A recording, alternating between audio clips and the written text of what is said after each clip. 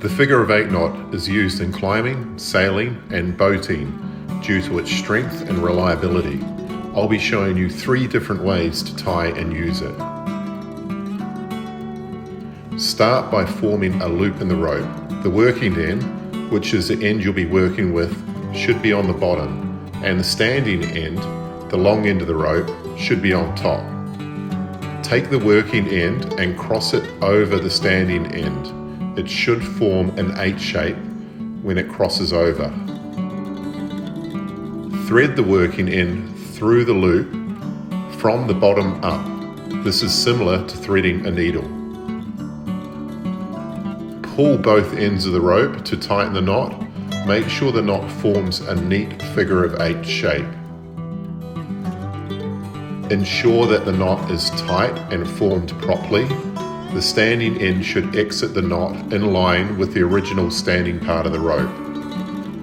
I'm going to use this knot to show you the next knot. Tying a double figure of 8 knot is similar to tying a single figure of 8 knot, but with an additional loop. This knot is often used in climbing as a secure method of attaching a rope to a harness or anchoring system. To tie this knot, you will follow it back on itself and thread it through in the reverse direction from the first knot.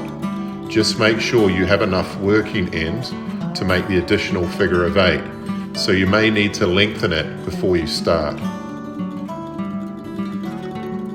When you are tightening down the knot, make sure the lines aren't overlapping with each other, so you may need to make some adjustments. I am now going to tie the double figure of 8 knot one more way, which is identical to tying a single figure of 8 knot, but with the line doubled over.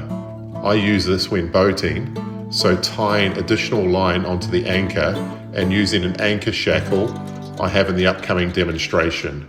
Double the rope over and start by forming a loop in the rope.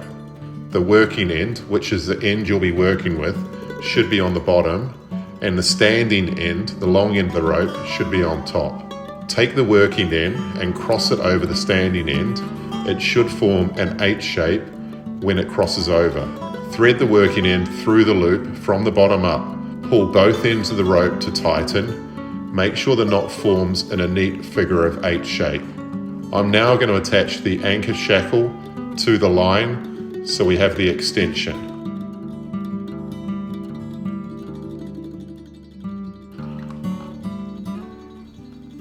Remember to practice tying knots a few times to get comfortable with them, especially if you plan to use it for climbing or other critical applications.